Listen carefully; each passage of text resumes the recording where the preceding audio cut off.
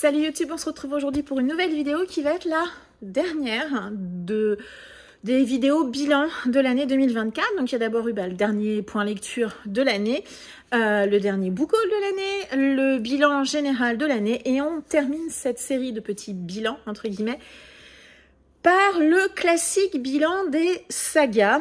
Alors avant de démarrer, je fais comme d'habitude un petit disclaimer de ce que je mets dans les sagas. Alors déjà premièrement, je ne vais parler ici que de romans, je ne vais pas parler du tout des sagas graphiques.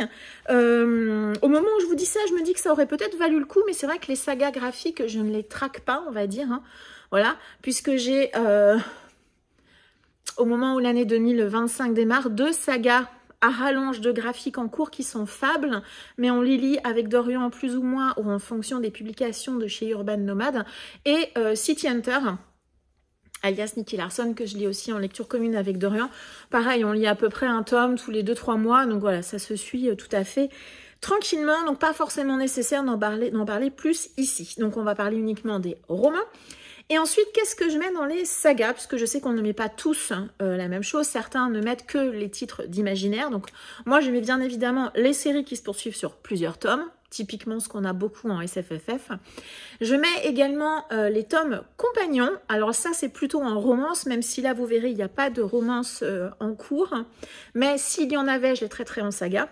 Et là, on va plutôt être du côté du thriller et du roman policier. Moi, je compte également en saga tous les romans qui mettent en scène un personnage récurrent.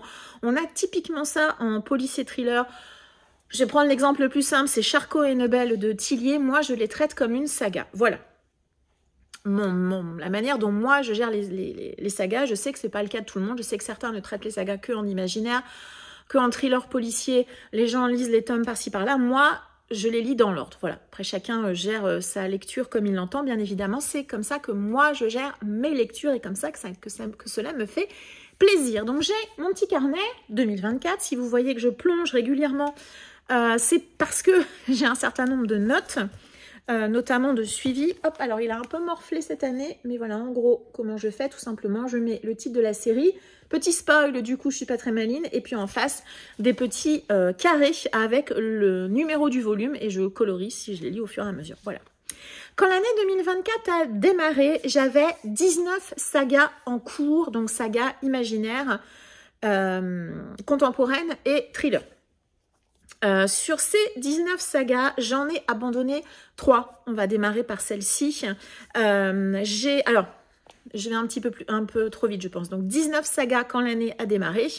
Et tout au long de l'année, j'ai lu, tenté, démarré 12 sagas. Voilà, ça veut dire que sur l'année, j'en ai traité, entre guillemets, un total de 31. C'est à la fois beaucoup et peu. Vous allez voir que ce qui reste sur l'année 2025, début janvier en tout cas, on est quand même sur quelque chose qui a plutôt pas mal avancé. J'ai, comme d'habitude, plutôt bien géré mes sagas sur l'année et j'en suis vraiment très contente. Donc on va commencer par les abandons. Cette année, j'ai abandonné 5 séries. Il y en a une qui va retourner et une autre qui va retourner dans la pile à lire. Je vais vous expliquer pourquoi. Donc les 3 séries qui étaient des reliquats des années antérieures et que je ne vais pas poursuivre, il y a tout d'abord Mémoire de la forêt. J'ai lu le tome 3 en décembre. Voilà, j'en ai déjà parlé dans le bilan de l'année, c'est une déception. Je suis très loin de la hype générale sur cette série. Je n'ai aucune intention de lire le tome 4, donc clairement, c'est une série abandonnée. J'ai également abandonné, ça je l'ai abandonné en avril, la série Takeshi Kovacs de Richard Morgan, plus connue sous le titre Carbone modifié. J'avais plutôt pas trop mal aimé, ou bien aimé le tome 1, oui, donc j'avais enchaîné avec le tome, j'avais lu le tome 2 en avril pour avril autour de la SF et je n'ai pas du tout aimé parce que sur le tome 2, on est vraiment sur un tome extrêmement militariste et ça m'a pas plu du tout. C'est vraiment un univers que j'aime pas du tout, en tout cas pas en littérature, en tout cas pas traité de cette manière-là, on va dire. J'ai abandonné assez vite et je ne poursuivrai pas cette saga. D'ailleurs, je me suis débarrassée des tomes. Une série qui était en instance et que je voulais retenter. J'ai donc retenté de lire la série Bourbon Kid. En me disant, je vais faire le premier tome en audio, comme je connaissais déjà plus ou moins l'histoire. Et après, je pourrais enchaîner avec le papier. L'audio, ça ne l'a pas fait du tout. Je me suis même demandé comment j'avais pu apprécier le tome 1. C'était trop barré, trop perché pour moi. Donc clairement, la série Bourbon Kid, je m'en suis débarrassée. Ensuite, j'ai 2 séries que j'ai tentées en 2024 et que j'ai abandonnées, hein, vraiment sans remords. Il y a tout d'abord eu l'ascension de Camelot de Kirsten White, publié chez De Saxus, que j'avais lu en lecture commune avec Lado Vintage et Monsieur Cabric. Le tome 1 était sympa, franchement, j'avais passé un bon moment, mis à part toutes les erreurs de trad, etc. de Saxus. Vraiment, par rapport à tout ce que j'avais vu sur ce tome 1, ça avait plutôt été une chouette lecture. Le tome 2, une catastrophe. Tout ce que j'avais aimé dans le tome 1, je ne l'ai pas du tout retrouvé dans le tome 2. Des personnages et des pans d'histoire complètement inutiles, sans intérêt, et surtout, une guenièvre complètement différente du tome 1, vraiment... assez insupportable, et voilà, j'ai abandonné. J'ai lu le tome 2 en diagonale sur la fin et je ne lirai pas le tome 3. Je me suis débarrassée de la trilogie. Et une autre série pardon, que j'ai tentée et qui ne l'a pas fait du tout, c'est la série Tarot, publiée chez Brajlon. J'ai oublié le nom de l'auteur, je dirais Katie Edwards, mais je peux me tromper. J'ai lu le tome 1 qui ne m'a pas plu du tout. J'ai trouvé ça brouillon, fouillis, je me suis pas attachée au personnage, j'ai trouvé que l'univers était complexe inutilement, il se passait pas grand chose, il y avait des enchaînements qui étaient pas cohérents. Bref, j'ai lu le tome 1, je l'ai terminé pareil, un peu en diagonale. C'était une lecture commune avec Monsieur Cabric, Miss Caro Livre et puis une 3e personne dont j'ai oublié le prénom. Je visualise bien son visage et sa voix, mais je n'ai plus le prénom, je suis vraiment désolée. Mais on avait en tout cas toutes les deux plutôt le même avis, et clairement si ça n'avait pas été une lecture commune, je pense même que je l'aurais abandonné bien avant la fin. Je me suis débarrassée du tome 2, d'ailleurs j'ai vendu les deux, le lot 1 et 2 sur Vinted. Vraiment la série Tarot, c'était pas pour moi. Donc sur les 31 séries qui ont voyagé entre mes mains cette année, 5 abandons. Franchement, c'est plutôt pas mal, puisque 3 séries un peu plus anciennes, et puis 2 que j'ai tentées avec lesquelles ça ne l'a pas fait. Il y a également une série que j'ai décidé de remettre en pile à lire, qui du coup ne basculera pas sur mes séries en cours pour l'année 2025. Alors j'avais lu le tome 1 avec Dorian, il n'est pas encore au courant, du coup il va découvrir s'il regarde cette vidéo. C'est la série de l'Empire du Vampire de Jay et Christophe. Donc j'ai le tome 2, je me le suis procuré à la sortie, hein, voilà. J'avais beaucoup aimé le tome 1, vraiment, peut-être même un peu plus que Nevernight. Nevernight, j'avais pas eu de coup de cœur pour le tome 1 comme beaucoup de gens, ça avait été une lecture sympathique. Ici, j'ai beaucoup aimé, vraiment, le côté dark fantasy, le côté gris était vraiment très cool. Je suis pas la plus grande fan de Jay Christophe, mais le tome 1 avait été une bonne lecture.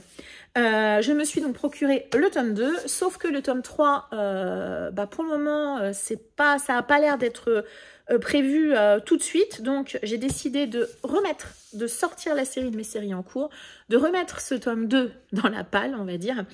Et quand le tome 3 sera tout au moins annoncé, je relirai le tome 1 et ensuite j'enchaînerai avec le tome 2, puis le tome 3. Vous savez que je n'aime pas tellement faire attendre mes séries très longtemps, je le fais de moins en moins. Et en tout cas, c'est plutôt pour moi une bonne méthode de les lire dans un délai quand même très raisonnable. Donc typiquement, cette série-ci sort de mes séries en cours. Elle y retournera, je ne l'oublie pas, mais je vais attendre que le tome 3 sorte ou soit annoncé, voilà, pour pouvoir tranquillement me relire le tome 1, puisque là, j'ai quelques bribes de souvenirs, mais franchement, je pense que même si je lisais le tome 2, je suis pas sûre que ça fonctionnerait très bien. Donc là, on est un petit peu sur, on va dire, oui, les petits fails, on va dire, hein, voilà. On va ensuite passer aux séries que j'ai terminé cette année. Il y en a moins que l'année antérieure, et puis ce qui me contrarie un peu, c'est surtout qu'il n'y a pas de vieilles séries, hein. C'est-à-dire que là, par exemple, sur les séries avec lesquelles j'ai démarré l'année 2024, on va dire que j'en ai épuré 4. L'Empire du Vampire, qui repart dans les séries pas encore à lire, on va dire. 3 dont j'ai choisi de me débarrasser, Mémoire de la Forêt, Takeshi Kovacs et Bourbon Kids, mais il n'y a pas de série que j'ai terminée. Ça m'embête un peu. Par contre, sur l'année 2024, vous voyez, j'en ai quand même terminé quelques-unes, puisque j'ai terminé 7 séries cette année. Sur les 7, je n'ai pas tout gardé. Là, notamment dans les abandons, je ne vous ai pas montré les livres pour une raison très simple, qui est que je ne conserve pas de titres que je n'ai pas aimés, donc ils sont pour la majorité repartis sur Vinted ou étaient donnés, enfin bref, ça dépend des fois. Donc cette année, j'ai terminé, et ça c'était une très bonne lecture, Les Aventuriers de la Mer de Robin Hobb avec Dorian. On s'est fait, et oui, les 3 intégrales. Mine de rien, ça prend, il y a encore des post-it à l'intérieur d'ailleurs, comme ça je pourrais les retirer, c'est pas mal. C'est les post-it qui correspondent aux 3 tomes poche, puisque je l'avais découpé en 3 tomes.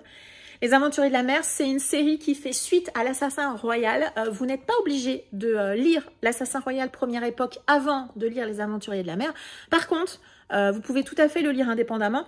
Et ceux qui ont des reproches à faire à l'Assassin Royal, je pense qu'ils peuvent tenter les Aventuriers de la Mer parce qu'il y a un certain nombre de défauts, que ça soit en termes de lenteur ou également en termes de fit, personnages insupportables qu'on ne retrouve pas ici. Ici, on a une palette de personnages impressionnants, tous très bien gérés, notamment des personnages féminines, des personnages féminins, c'est mieux, c'est plus français. Extrêmement fort, extrêmement intéressante. Je dirais pas badass parce que c'est pas forcément un terme que j'apprécie, mais en tout cas des femmes fortes, chacune dans leur tempérament et dans leur nature de femmes différentes, qu'elles soient mères, qu'elles soient femmes ou qu'elles soient filles. Voilà, c'était vraiment une très très bonne lecture. Donc je disais, vous n'êtes pas obligé de lire l'Assassin Royal première époque avant de lire les Aventuriers de la Mer.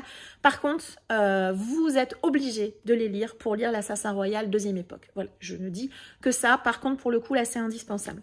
Mais vous pouvez, voilà, si vous pouvez lire les Aventuriers de la Mer complètement indépendamment de l'Assassin Royal. Bref, une trilogie lue cette année et une excellente lecture. Ensuite, j'ai lu Les Sœurs Carmine d'Ariel Holz que j'ai pas aimé du tout. Voilà, on va faire court. Ça m'a pas plu du tout. Là, à nouveau, un peu comme Mémoire de la forêt, j'ai clairement une unpopular opinion par rapport à cette trilogie. Je pense que c'est un peu comme toutes ces séries extrêmement populaires que tout le monde adore. Vous, quand vous arrivez après la bataille, eh bien, vous vous attendez à quelque chose d'incroyable et c'est pas forcément ce que vous trouvez. Voilà. Et sachant que moi en plus j'ai déjà lu Ariel Holz à plusieurs reprises, pour le moment je ne le lirai plus. Pas que je n'aime pas du tout sa manière d'écrire ou quoi que ce soit, mais à chaque fois que je le lis, je me dis oh mon Dieu, en adulte ça serait top.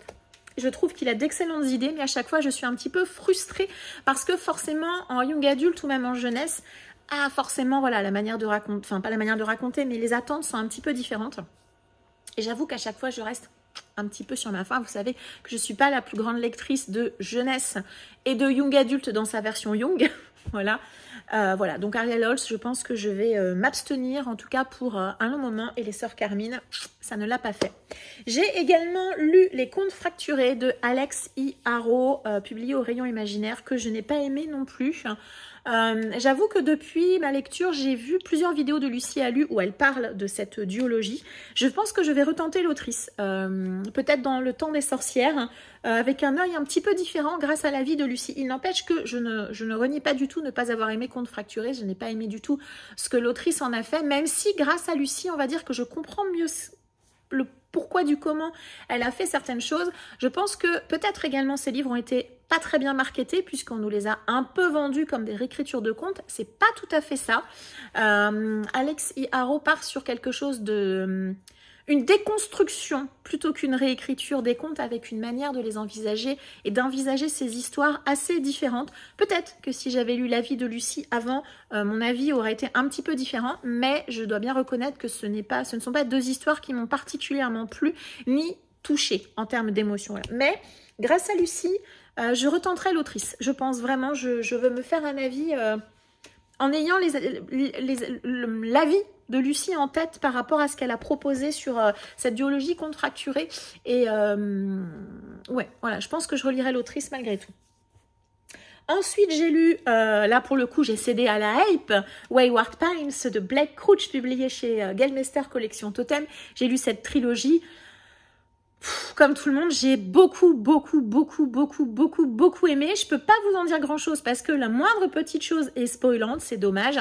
Par contre, ça se lit. Si vous cherchez un livre addictif qui se lit super vite, foncez. Il y a énormément de dialogues, il y a beaucoup d'actions, beaucoup d'événements. Les 3 tomes sont assez différents, je trouve, dans l'ambiance.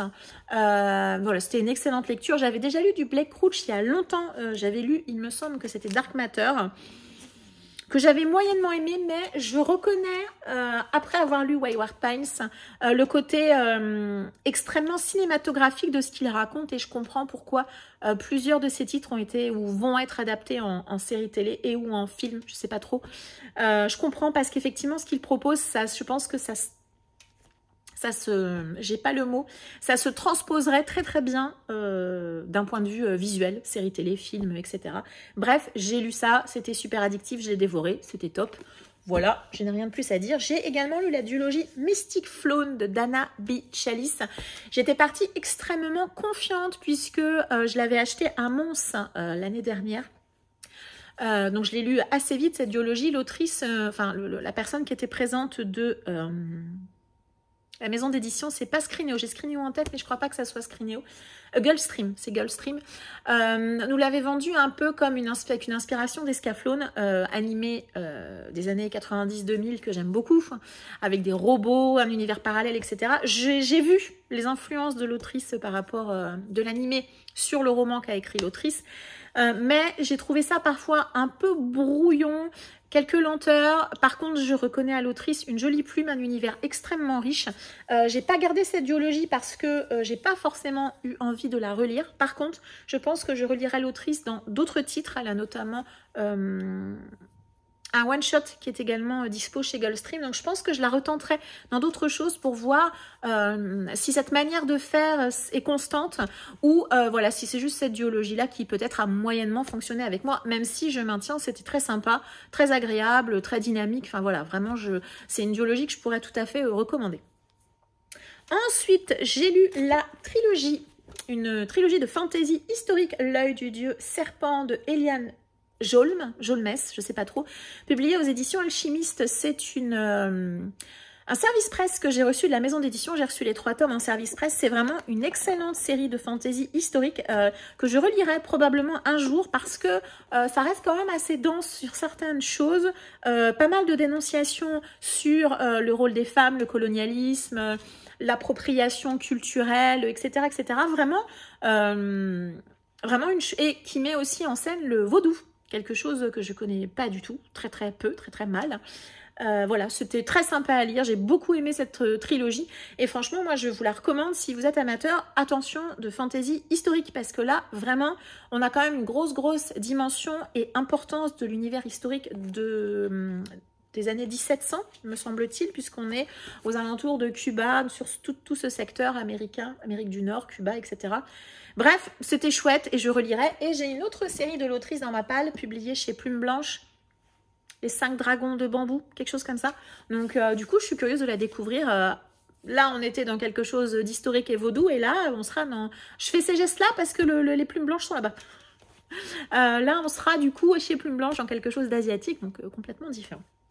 Et la dernière série que j'ai lue cette année, même si... Alors, je disais tout à l'heure, il n'y a pas vraiment des tomes compagnons. Bah si, en fait, si, puisque j'ai lu la série qui s'appelle Le Ministère égyptien. Donc, il y a d'abord 2 nouvelles, puis ce roman.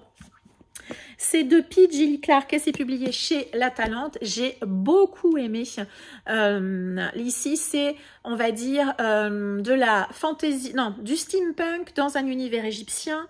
J'ai beaucoup aimé, franchement j'ai beaucoup aimé. Je sais pas trop quoi vous en dire en fait. J'avais lu les nouvelles que j'avais trouvées sympas avec 2 enquêtes dans les deux nouvelles.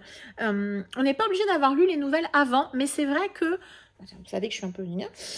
C'est recommandé, donc moi je suis la recommandation. Et puis on a quand même un certain nombre de références et de conséquences quand même, notamment en ce qui concerne la 2e nouvelle dans ce roman-ci, mais vous pouvez tout à fait lire le roman sans avoir lu les nouvelles. Moi, je trouve qu'on y perd un petit peu, mais c'est possible. Voilà, c'était très sympa, j'ai beaucoup aimé et je suis vraiment très contente de l'avoir lu. Je relirai pareil du P. Gilly Clark parce que franchement, jolie plume, riche. Alors là, on est en Égypte et j'avoue que je ne suis pas du tout familière de la culture égyptienne. Donc l'auteur utilise quand même beaucoup de vocabulaire de cette culture que je ne maîtrise pas du tout, mais c'est pas gênant du tout pour la compréhension, on comprend grâce au contexte, etc. Bref, c'était très sympa et franchement je vous la recommande avec grand plaisir, c'était très chouette. Donc on a fait le tour des, je vous ai dit, 7 séries terminées. Sur les séries que j'ai démarrées en 2024, il y a 3 séries qui font la bascule de 2024 à 2025. Il y en a une sur laquelle j'extrapole un petit peu, vous allez comprendre. J'ai lu cette année la trilogie Monsieur Mercedes de Stephen King. Je ne vous en ai pas parlé et vous allez dire, mais Stéphanie, la trilogie Monsieur Mercedes, comme tu viens de le lire, c'est une trilogie, donc tu aurais dû la mettre dans tes séries terminées.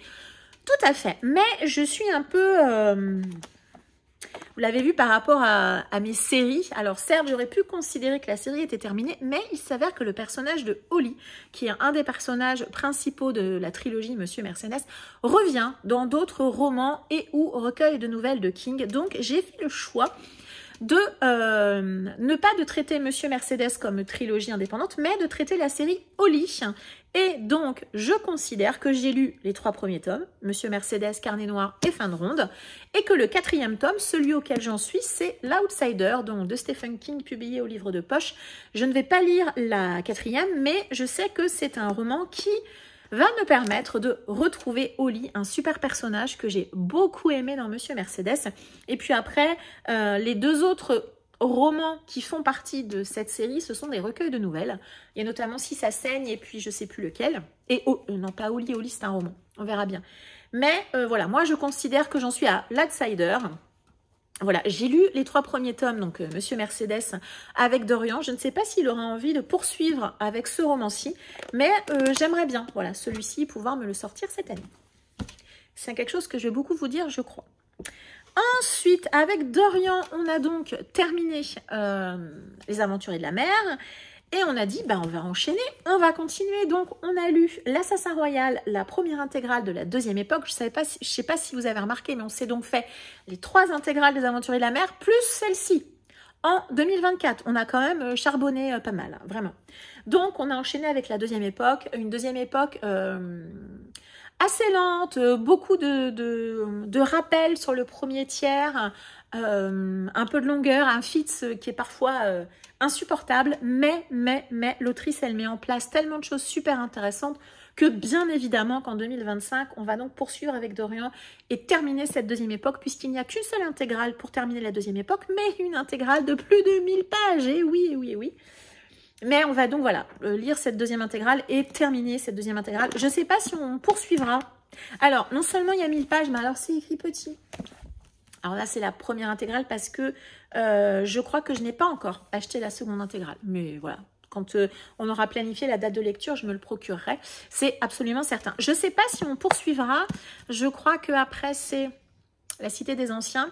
Alors, quand je dis que je ne sais pas si on poursuivra, je ne sais pas si on poursuivra en 2025. Voilà, on verra bien. Mais en tout cas, on va au moins terminer la 2e époque de l'Assassin Royal.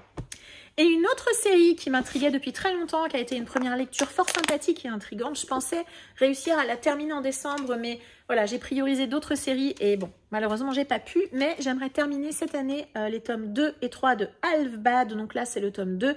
Nuit Rouge de Sally Green. C'est un titre young adulte. Dans un univers un peu à la Harry Potter, sauf que là, pour le coup, on va suivre un jeune garçon qui est un peu genre le fils de Voldemort, quoi. Et dans cet univers, les gentils sorciers sont blancs et les méchants sorciers sont noirs. Donc, on est vraiment sur...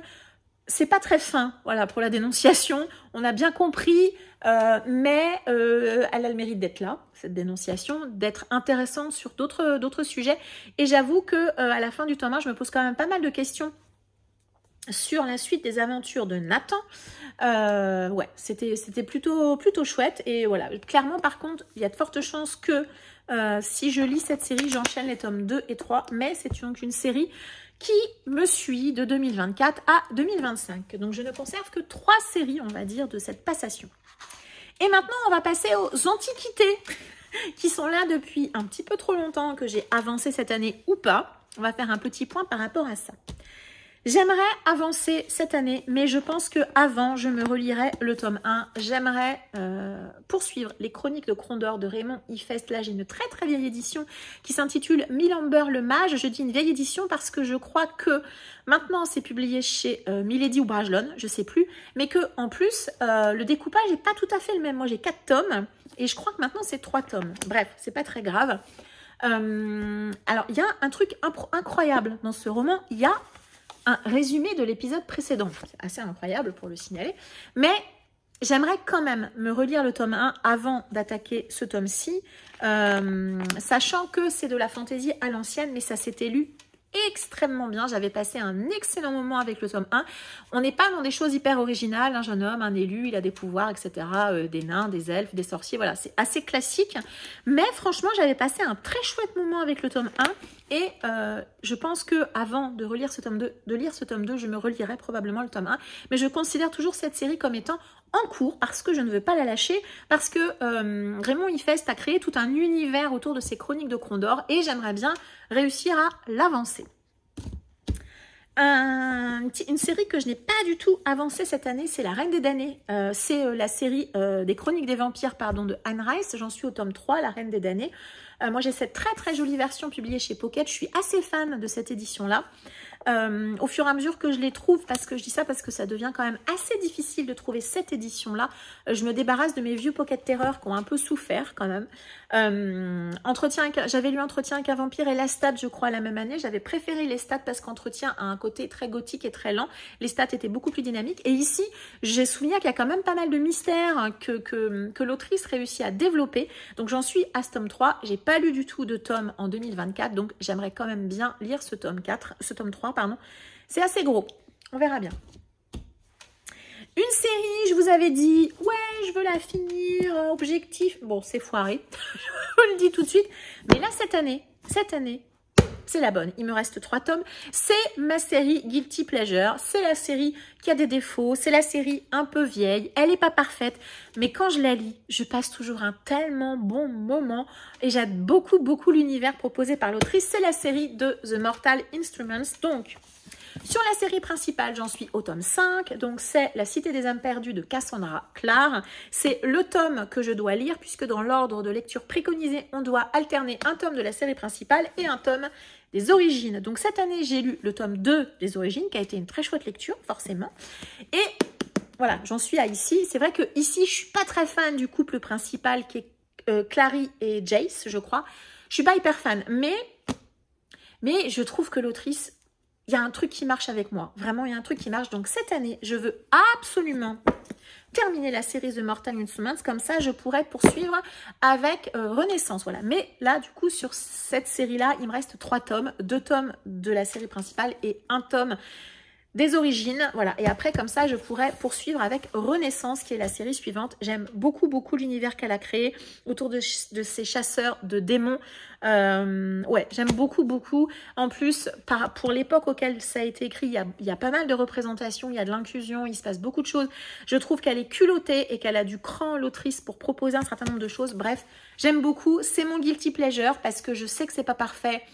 Voilà, il y a des triangles amoureux, il y a des défauts, il y a de la facilité et tout ça, mais ça marche avec moi. J'aime beaucoup The Mortal Instruments et je l'assume. Tant pis, c'est pas grave. Une autre série, alors, il me reste 3 tomes et demi, on va dire, 3 tomes pour terminer la série et il y a un tome 0.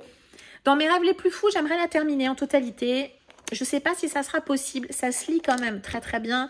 Les tomes sont gros, mais c'est écrit assez gros, sachant que cette année, j'en ai fait pour certains, pour partie en audio, pour partie en papier. On verra bien. C'est la série Autre Monde de Maxime Chatham, publiée au livre de poche. C'est pas la série du siècle, mais à nouveau, je passe un bon moment. On n'est pas sur un guilty pleasure parce que j'ai un petit peu de mal avec les personnages principaux qui sont proposés, mais j'aime beaucoup l'univers et les idées que propose l'auteur. En plus, on est quand même dans un univers qui est pas facile pour les enfants et les adolescents. Et ça, je trouve ça plutôt cool. J'aime bien cette série. Voilà, je pense que quand je l'aurai terminée, je ne la garderai pas. Mais je peux pas nier que quand je la lis, je passe un chouette moment. Donc, je la continue. Donc, j'en suis au tome 5. C'est Ose. Il me reste les tomes 5, 6, 7 et le tome 0. Que je lirai quand j'aurai terminé la série, puisqu'il a été écrit après. Voilà. En tout cas, il a été publié après. Voilà. Autre Monde poursuit cette année-là. On a terminé pour les séries liées à l'imaginaire. Je n'ai qu'une seule série qui n'est pas de l'imaginaire, qui n'est pas de la romance, qui est du contemporain avec la série Chouchoute, Sauveur et Fils de Marie-Aude Muraille. Cette année, j'ai lu le tome 3. Donc là, j'en suis au tome 4. C'est une série qui est complète en 7 tomes. Je ne sais pas si je la finirai cette année et je ne sais pas si j'ai envie de la finir cette année. Je vous le dis tout de suite, j'ai envie de la faire traîner encore un petit peu. Si je pouvais lire 2 tomes cette année, ça serait cool, les tomes 4 et les tomes 5, on verra bien. Histoire que ça ne dure pas non plus 1000 ans, mais c'est une série vraiment que j'aime beaucoup pleine de bienveillance, d'amour, de douceur, de drôlerie, voilà, d'actualité aussi, hein, puisque dans le tome 3, on parlait des attentats du Bataclan, avec les conséquences pour un certain nombre de personnes des attaques terroristes. Voilà, c'était chouette. C'est une série que j'aime beaucoup. Je suis pas très fan de Marion Muraille puisque j'ai lu d'autres de ses titres et ça l'avait moyennement fait à nouveau. Hein, elle écrit plutôt pour la jeunesse, donc je suis pas la cible. Mais là, ici, ça c'est pépite. Vraiment, c'est pépite. Donc, je poursuis cette série et c'est clairement une série coup de cœur. On va ensuite passer aux séries policières. Donc, vous ne serez peut-être pas d'accord, je le sais, mais voilà, moi, je les considère, je les traite en tout cas, comme des sagas. Voilà, donc tout d'abord, une série que j'aime beaucoup, que je n'ai pas avancée, et c'est un drame. J'en suis au tome 5 de la série du département V, c'est l'effet papillon de Jussi Adler-Olsen, avec cette équipe qui ressort des cold cases et qui essaie de les solutionner. Je n'ai lu aucun tome cette année, c'est un drame. Je l'ai mis dans plusieurs pales, pourtant. J'aime bien. Franchement, c'est une série vraiment que j'aime bien. Si elle est toujours là, c'est que c'est vraiment une série que j'apprécie et je compte bien la poursuivre cette année, au moins avec ce tome-ci. Une série que je n'avais pas poursuivie depuis très longtemps et je suis hyper contente cette année d'avoir réussi à lire le tome 2 de la série avec Martin Servaz de Bernard Minier. Le tome 2, c'était Nuit? Non, c'était pas Nuit le tome 2. Je sais plus. Le Cercle? Le tome 1, c'est Glacé. Je crois que c'était Le Cercle.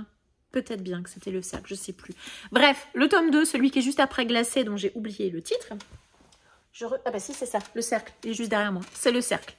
Que j'avais beaucoup aimé. Et voilà, c'est le tome 3, N'éteins pas la lumière, où on va retrouver l'inspecteur Martin Servaz.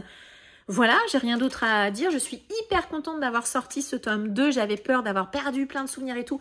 Et j'ai replongé hyper facilement dans l'histoire. J'aime beaucoup le personnage et j'aime beaucoup sa némésis. Je n'en dirai pas plus.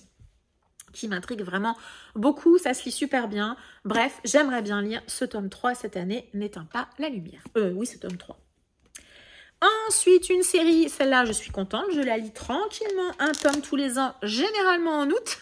Si vous me suivez, vous savez, c'est la série Preston and Child, non, la série Pendergast de Preston and Child, publiée chez J'ai lu. Donc là, c'est le tome 12 qui s'intitule Descente en enfer. J'aime beaucoup, beaucoup, beaucoup le personnage qu'ont créé ces deux auteurs. On est toujours dans des histoires à mi-chemin entre un petit peu de fantastique, de l'aventure, de l'ésotérisme, du suspense, voilà. Et les auteurs n'hésitent pas. Voilà, à faire souffrir nos personnages beaucoup, beaucoup, beaucoup.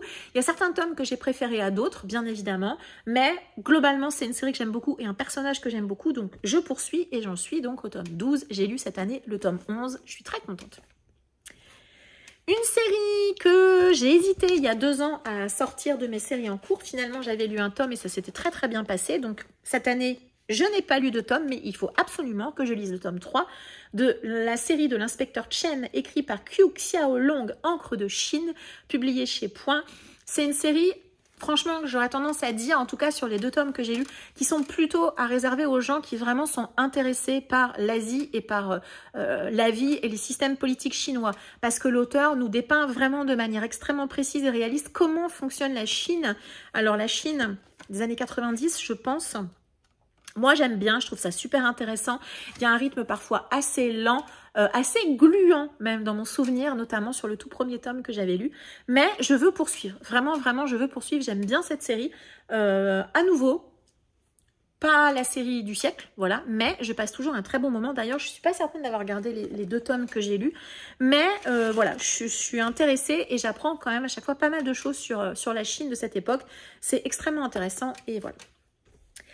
Ensuite, une autre, j'en ai oublié une série, pareil, ça fait des années que je n'ai pas lu des tomes de cette série. J'ai lu 5 tomes, j'en suis au tome 6. Et le tome que je dois lire, c'est La Sirène de Camilla Lackberg, publié chez Babel Noir. Pareil, c'est une série que j'aime bien, principalement parce que les personnages, on a parfois l'impression d'être dans Desperate Housewives sur certains points. Mais j'aime bien voilà, ces ambiances comme ça de polar nordique avec des personnages récurrents qui reviennent, qui permettent d'aborder des sujets importants, que ça soit dans les enquêtes ou à travers les personnages récurrents qui reviennent. Donc moi, j'en suis au tome, j'ai dit quoi? 6, La Sirène. J'ai pas lu de tome en 2024, c'est un drame. Une autre série dont j'ai pas lu de tome cette année et que pourtant c'est une série que j'aime bien, à nouveau un polar nordique, un peu dans les mêmes vibes que Camilla Lagerberg, même si le style d'écriture est différent. Ici c'est peut-être un peu plus... un peu moins travaillé que Camilla Lagerberg. C'est Vivez Casten au cœur de l'été, publié au livre de poche. C'est la saga Sandam. J'ai lu donc jusqu'au tome 4. J'en suis au tome 5. Je n'ai pas encore lu de tome cette année. C'est un drame. Je ne vous cache pas qu'un de mes objectifs cette année, c'est de lire un tome de toutes ces séries thrillers pour que j'ai au moins avancé d'un tome toutes ces séries. Je pense que franchement, il y a certaines séries pour lesquelles il n'y aura pas de souci et d'autres, je ne sais pas pourquoi, je n'arrive pas à les sortir. Alors que souvent, quand même, je les mets dans des pales, mais il n'y a pas moyen. Une autre série que j'ai pas lue depuis super longtemps, j'avais lu dans un délai hyper rapproché les 4 premiers tomes, là j'en suis au tome 5, c'est Le Guerrier Solitaire de Henning Mankell, publié chez Point. Là j'ai entre guillemets pas vraiment d'excuses parce que Henning Mankell est décédé et donc c'est une série qui est terminée en 11 tomes et je me dis bah voilà, si je me mets un challenge ou un objectif en tout cas de les lire 2-3 par an, il y a moyen quand même que j'avance et que je termine cette série. J'ai une de mes collègues qui aime beaucoup. Alors, c'est un polar à l'ancienne, puisque la série est un petit peu vieillotte par certains côtés. Je sais qu'il y a des gens qui n'aiment pas du tout le personnage de Wallander, qui est un peu, j'allais dire, un homme à l'ancienne, voilà, avec des vieux principes. C'est vrai que parfois ça ressort. Mais je trouve qu'il a une évolution quand même au fur et à mesure des tomes, donc c'est intéressant. Par contre, c'est une écriture nordique, c'est assez froid, c'est parfois assez lent. Faut aussi le savoir. Moi, j'avais bien aimé en tout cas les 4 tomes que j'avais lus, les enquêtes, le personnage, l'ambiance et tout ça. Voilà. Donc, j'aimerais poursuivre et j'aimerais au moins lire ce tome 5. Et j'ai gardé le dernier thriller que j'ai super bien avancé cette année. Parce que franchement, si je n'ai pas lu Le Département V, Erika Folk, L'Inspecteur Chen, Sandman et Wallander, j'ai quand même lu 5 tomes de Franck Tillier, Charcot et Hennebel avec Dorian en lecture commune. On se les a fait tout au long de l'année comme ça. Donc moi, j'ai alterné entre l'audio et le papier. J'adore le lecteur sur Audible des titres de Franck Tillier. Je suis même triste parce que je suis allée voir s'il avait lu d'autres thrillers, mais non. Non, pas de chance. Il n'a pas fait beaucoup d'audio. Je suis désespérée parce que j'aime beaucoup sa voix. Et donc là, clairement, on en est au tome 11, je crois que c'est ça, 11 avec Lucas. Et je ne lirai pas la 4e, voilà, je ne lirai pas la 4e. Celui-ci, je crois qu'on a dit qu'on se le faisait en février, donc comme d'hab, je ferai moitié audio, moitié papier, puisque je le lis pendant les vacances scolaires, je vous raconte tout. Je fais l'audio pendant les vacances scolaires, comme j'ai pas les enfants avec moi du coup, et j'ai la voiture juste à moi depuis que mon fils a son permis quand même, c'est la guerre de la voiture, bref. Et du coup voilà, j'alterne entre l'audio et le papier, et j'aime beaucoup tous les titres que j'ai lus de Franck Tillier cette année. C'est le boss, vraiment c'est le boss, j'ai passé un excellent moment. Et donc j'ai lu 5 tomes cette année, donc j'en suis à Lucas, il nous reste Lucas et La Faille, je crois que c'est ça à lire en poche, et on sera à jour des sorties poche de Charcot et Hennebel. Et après, comme ça, on pourra les suivre tranquillement. En tout cas, je pourrai les suivre tranquillement à chaque poche qu'il sortira, puisque vous savez que moi, les thrillers, ce n'est qu'en poche. Voilà, j'ai terminé avec le boss. Je m'arrêterai là parce que je suis quand même à 37 minutes. C'est quand même assez long. Voilà. Je pense que j'ai plus trop rien. C'est la fin de journée, j'ai un petit peu de mal à parler et je vous dis des bêtises, je parle pas très bien français ce soir en tout cas. Merci beaucoup de m'avoir suivi jusqu'ici. Oui, c'est ça que je voulais vous dire. Donc j'ai démarré 2024 avec 19 sagas et je démarre début 2025 avec 17 sagas en cours. Donc voilà, globalement c'est assez stable, je suis très contente de ça. Là, on est au moment où je tourne cette vidéo mi-janvier à peu près. Le seul truc qui m'agace, c'est que là, je vais pas vous mentir, 17 sagas début 2025 et j'en ai démarré 2 en janvier. Voilà, enfin, j'en ai pas avancé une seule, mais j'en ai démarré 2. Bon, c'est comme ça. J'ai toute l'année pour avancer mes sagas et je compte bien m'y atteler. Par rapport à d'autres lecteurs et lectrices, j'ai pas énormément de sagas en cours puisque j'essaie de gérer ça quand même de manière logique et vraiment de les lire dans un délai assez raisonnable, sachant que j'ai aussi tendance à démarrer des séries quand elles sont terminées ou quand je les ai en intégralité dans ma palle ou tout le moins que la maison d'édition a annoncé un délai de sortie resserré ou raisonnable. Voilà. Bref, N'hésitez pas à m'indiquer en commentaire comment vous gérez vos sagas, combien vous en avez lu cette année, combien vous en avez abandonné, combien il vous en reste. Si vous avez fait des vidéos sagas, n'hésitez pas à me les partager parce que j'avoue que j'aime beaucoup aller voir l'état des lieux chez tout le monde. Voilà, je vous remercie beaucoup de m'avoir suivi jusqu'ici. Je vous souhaite une très agréable journée et je vous dis à très bientôt. Ciao.